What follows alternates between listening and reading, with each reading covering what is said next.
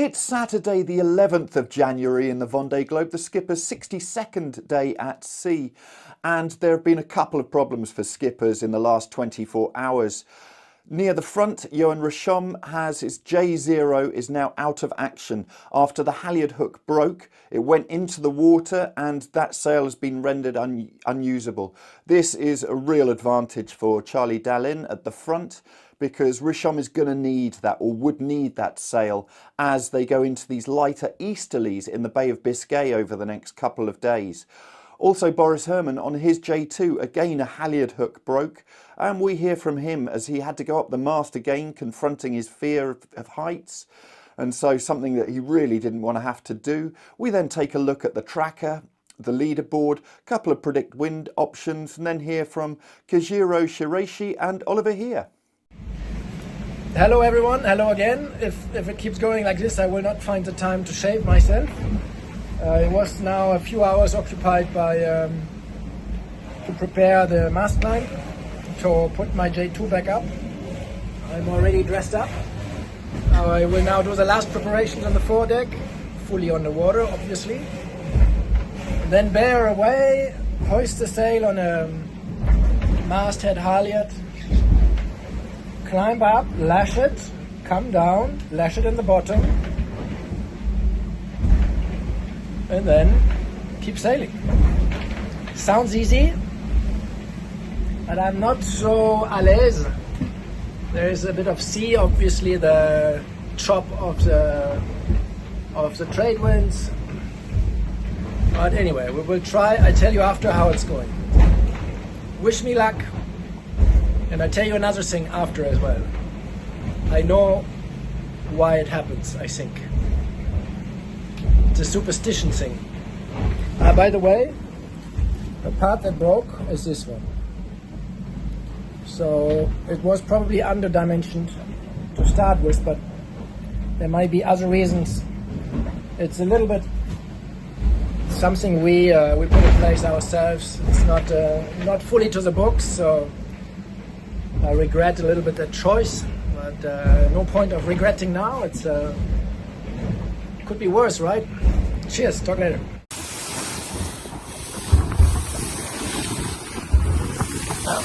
So here's the J0 halyard on a temporary strop. This is the strop to lash the sail on the top.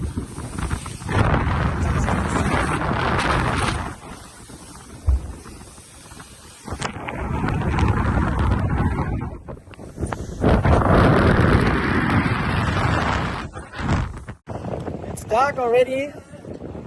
You see the moon. I have a nice spotlight. There's a jib. Okay, I better come down.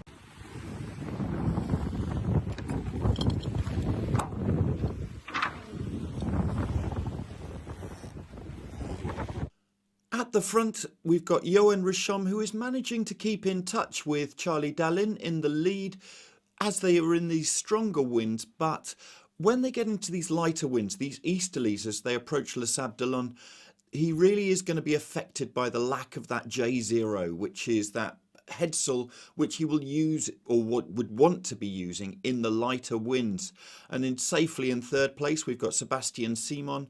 They're using this low pressure system which is currently in the North Atlantic, and Seb Simon is now nearly 2,000 miles ahead of Sam Goodchild in fourth. The battle for fourth is as intense as ever, and we can see that Sam Goodchild is holding on at the moment, but Jeremy Bayou is just to the west of him, 1.5 nautical miles separating them after 20,000 nautical miles sailed. And we've got Paul Milhat just a little bit further back, 70 nautical miles back in sixth. Now, Boris Herrmann has dropped back a little bit to ninth, and we can see in his course, if we take a look at it, you can see that wiggle he had to take. That's where he had to sail downwind to sort out his J2 halyard lock, where the hook broke and he had to climb the mast again, confronting his fears. In 10th place, we've got Justine Metro, just a bit further back, and also we can see that the battle for 11th, 12th and 13th continues, and we've got Benjamin Dutroux just to the east, But coming in from the west, we have got Clarice Kramer and Sam Davies. The group from 14th to 26th has compressed significantly, with Yoann Richomme, the leading daggerboard boat, leading this charge, but into light winds. And he's pulled out a little bit of a lead here. This is where the daggerboard boats can sail those deeper angles. And so he will be able to pull out a bit on that little chasing pack he's got. And at the back of this, we've got Kojiro Shiraishi, who we will hear from in a little bit. And he had to face quite a lot in that storm as they went past the Falkland Islands.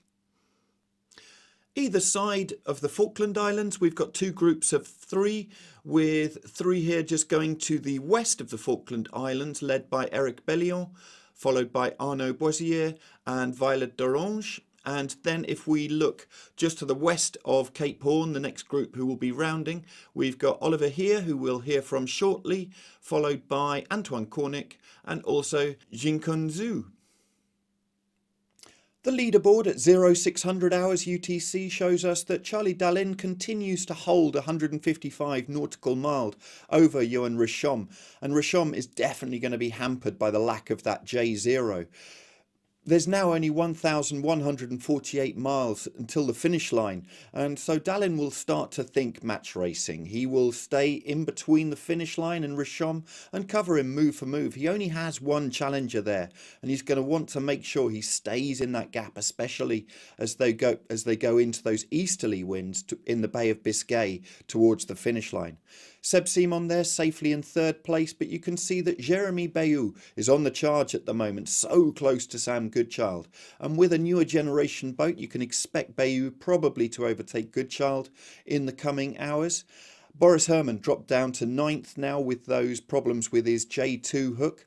And Nico Lundven in 8th place. He's going to want to make some miles back after that easterly option that he took with Paul Meelhat didn't pay off. The PredictWind routing options for Charlie Dalin, compiled by sailworld.com's New Zealand editor Richard Gladwell, show him going northeast on that low pressure system before then going southeast along the French coast into the finish line at Les Sables d'Olonne. Richard also compiled routing options for Yoann Richomme, and we can see he makes his way up the South Atlantic. There are various light patches to contend with, especially off Rio de Janeiro. And then he gets into those southeasterly trades, which can make his way up the rest of the South Atlantic, and then up to the equator, where he will encounter the doldrums on the intertropical convergence zone, and then into the rest of the trades up the North Atlantic. At the moment, is showing a finish at around 7th of February. And he's the leader of this group, so we should see this race carrying on for a good while yet after the leaders have finished. 1月の9日です。フォークランド沖かなり荒れてます。時には50ノットオーバーの風が吹いてきてます。波も波高が、5、6メーターまで成長してきました。かなり荒れてます。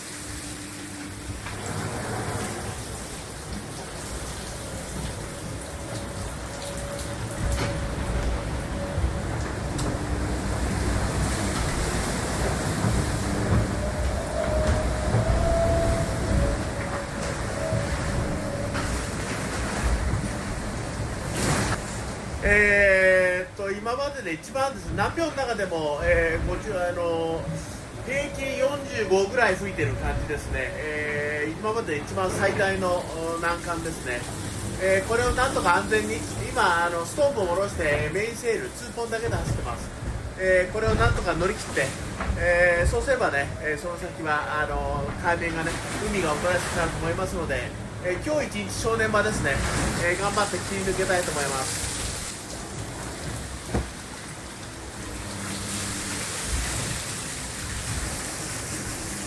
Hello everyone, it's Ollie on board Turkut on day 62 of the Vendée Globe. As you can see, the first rays of sunshine in a very, very long time.